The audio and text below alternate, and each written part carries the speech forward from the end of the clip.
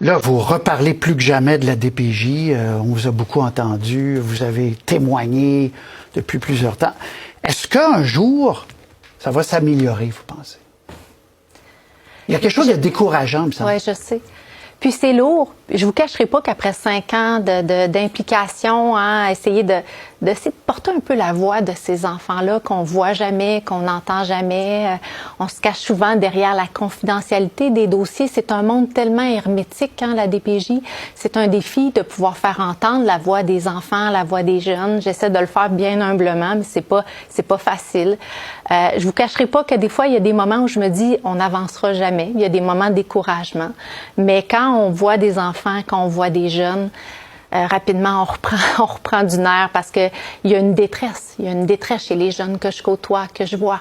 Donc, on n'a pas le choix parce que il y a trop d'enfants en ce moment au Québec qui ont besoin de nous, des enfants qui sont victimes de lésions de droit. Malheureusement, on voit de plus en plus de cas. On a vu en Mauricie, notamment, on voit encore aujourd'hui un cas préoccupant en Estrie. On voit les jeunes à Cité des Prairies.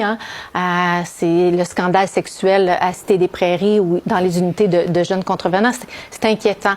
Est-ce que j'ai espoir? J'ai pas le choix. J'ai pas le choix, Patrice. J'ai pas le choix d'avoir espoir, de dire que là, un jour, on va se fâcher puis on va décider de se mettre en action. Il le faut. Parce qu'on s'est fâché après la petite Maria, puis il y a eu la commission Laurent, Régine Laurent. Collectivement, les gens étaient choqués. Un enfant qui a été laissé, donc, dans un milieu dangereux. Là, aujourd'hui, c'est un exemple de l'inverse. Les 3 petites filles, des triplets qu'on aurait peut-être séparés s'il n'y avait pas eu d'intervention. D'ailleurs, l'avocate, je pense, vous a parlé à vous dans ce dossier-là. On a l'impression que c'est comme une mission impossible, là. Soit qu'on en fait trop ou pas assez.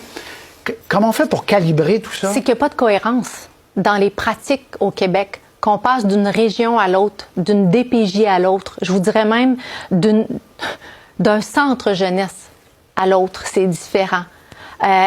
D'une unité à l'autre. Quand on entre dans un centre de réadaptation qui a 14 unités, parfois je fais une unité, ça fonctionne comme ça, je vais dans l'autre à côté, c'est complètement différent. Ça dépend du chef de service, ça dépend de l'équipe en place. On voit qu'il y a un manque de formation. C'est criant partout au Québec. Il y a une détérioration de l'encadrement de la profession. On a coupé dans les programmes de formation, dans les programmes de suivi aussi des décisions, dans l'accompagnement des éducateurs, des intervenants. Ça fait en sorte qu'on a des éducateurs qui n'arrivent pas à respecter les règles d'éthique clinique qui sont tellement importantes. Ces enfants-là ont été victimes pour la plupart de maltraitance. C'est les enfants les plus vulnérables de notre société. Ils ont besoin de soins. Ils ont besoin de rééducation pour avoir ou espérer une vie normale. Et c'est pas ça qu'on leur offre en ce moment. Fait qu'il faut d'abord décider aujourd'hui de se mettre en action pour former partout à travers le Québec. Puis de façon rapide et professionnelle, revenir à une formation. On met ça sur le dos de la pénurie, mais honnêtement, les équipes qui ont été impliquées en Mauricie, il y a des gens qui ont beaucoup d'expérience dans cette équipe-là. Même chose en Estrie, même chose pour les gestionnaires à Cité des Prairies. Cessons de dire ça. Il y a des gestionnaires d'expérience qui sont là depuis plusieurs années et qui, normalement, devraient être capables de piloter leur équipe et de tout de suite être capables de réagir quand il y a des drapeaux rouges. On a l'impression, de l'extérieur, qu'il n'y a pas de patron, qu'il n'y a pas d'encadrement. Vous avez raison. Les triplets, est-ce qu'il y a un patron qui a dit, bon, je sais que c'est pas facile d'obtenir une famille d'accueil qui va accueillir les 3, j'imagine que c'est ça qui est arrivé. Mais il y en avait une. En plus, il y en avait une. Il était dans une famille qui voulait les garder les 3 ensemble. OK, la famille d'accueil, la première, temporaire, voulait les garder. Oui, ensemble. Parce qu'à la base, on les a placés là. Mais pourquoi? Pourquoi? C'est ça la question. On a placé ces enfants-là dans cette famille en disant il faut les garder ensemble. On sait que c'est difficile pour vous, ma famille d'accueil, madame, de garder 3 bébés, mais elle a dit c'est beau, vous avez raison, faut les garder ensemble. Je vais les prendre, je vais m'en occuper. Elle a fait un super travail et moi j'ai vu des photos, j'ai vu des vidéos, je voyais que les enfants étaient heureux, épanouis. C'était évident qu'il y avait un lien très fort aussi entre les enfants qui ont toujours dormi ensemble. dès qu'elle quittait pour un rendez-vous puis qu'elle partait avec juste un bébé, ça pleurait, les enfants voulaient pas être séparés. C'est sûr, c'est des enfants qui ont grandi ensemble dans le ventre de leur mère. Pourquoi?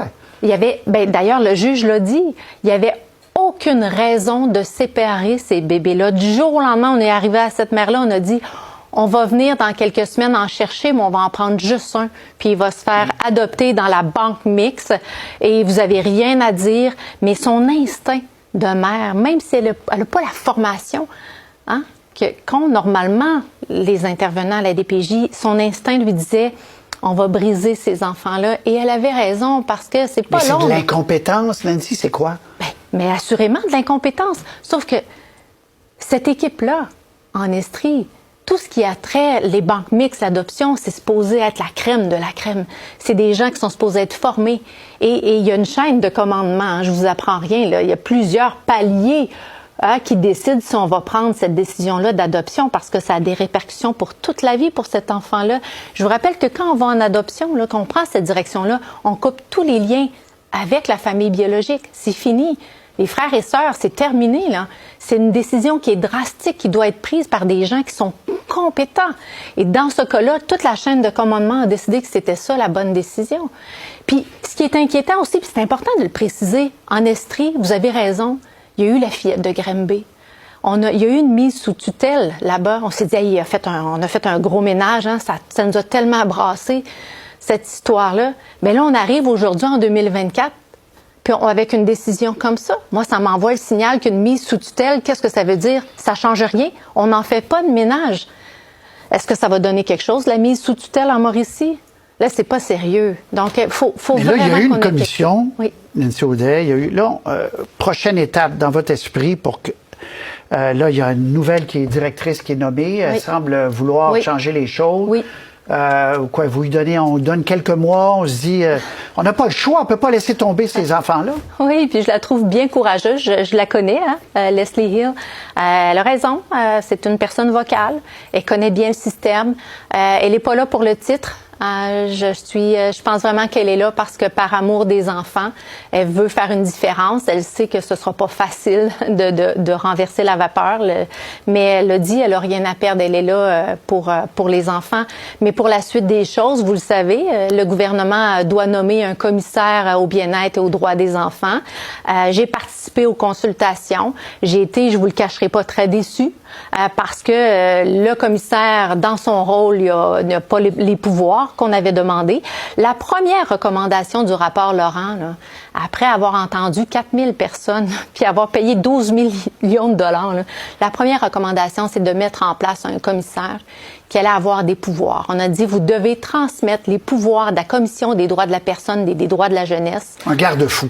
Vous devez transmettre les pouvoirs au commissaire. Parce que lui, là, il va être dédié à 100% à la jeunesse. Puis s'il n'y a pas de pouvoir, il ne pourra pas changer les choses. Le ministre Carman, le gouvernement a décidé de ne pas aller de l'avant avec cette recommandation phare-là, de ne pas donner de pouvoir au commissaire. Je me dis, mais ça donne quoi?